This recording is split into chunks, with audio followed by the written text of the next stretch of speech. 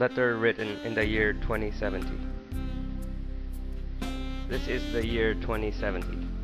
I have just turned 50, but my appearance is of somebody of 85. I suffer from serious kidney problems because I do not drink enough water. I'm afraid I do not have much time left to live. I am one of the oldest people in this society. I remember when I was a child of 5. Everything was very different then. There were lots of trees in the parks, houses with beautiful gardens. I could enjoy having a shower for half an hour. Nowadays, we use towels with mineral oil to clean our skin. Before, women had beautiful hair. Now, we have to shave our heads to keep them clean without the use of water. Then, my father washed his car with water coming out of a hose pipe. Now, my son does not believe that water could be wasted that way. I remember there were save water warnings on outside posters, radio and TV, but nobody paid attention. We thought that water was to last forever. Now, all the rivers, lakes, dams and underground waterbeds are either dry or contaminated. Industry came virtually to a standstill, and unemployment reached dramatic proportions.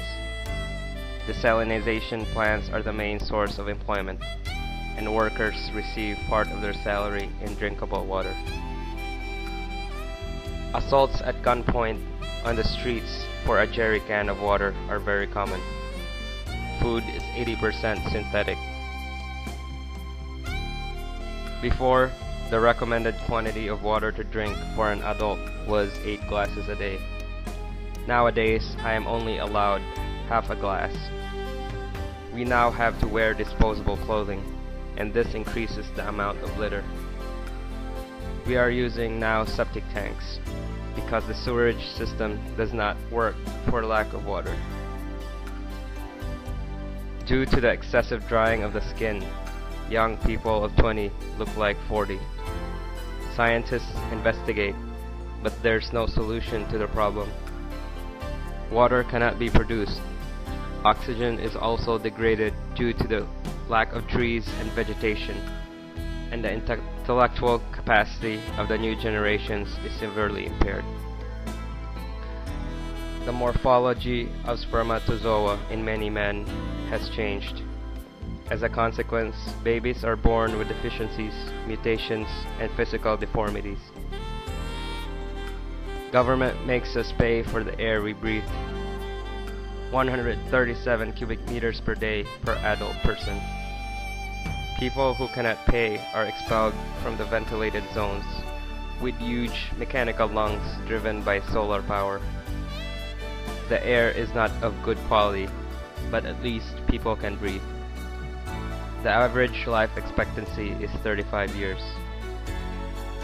In some countries where there are still some green zones crossed by rivers, these are guarded by heavy armed soldiers.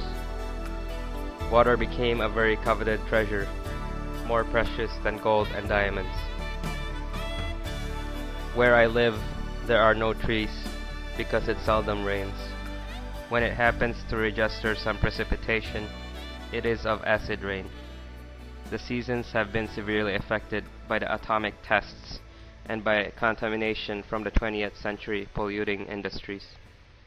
We were warned to look after the environment, but nobody cared. When my son asks me to talk about my youth, I tell him about the green fields, the beauty of the flowers, the rain, how pleasant it was to swim and fish in the rivers and dams, to drink all the water we could, and how healthy people were. He asks, "Daddy, why is there no water?" Then I feel a lump in my throat. I cannot help feeling guilty because I belong to the generation who contributed to the destruction of the environment, or simply did not take into account all the warning signs. Now, our children pay a very high price. I sincerely believe that within a short time, life on Earth will not be possible. as the destruction of nature reached now an irreversible stage. How I would like to go back and make mankind understand that we still had time to save our planet Earth.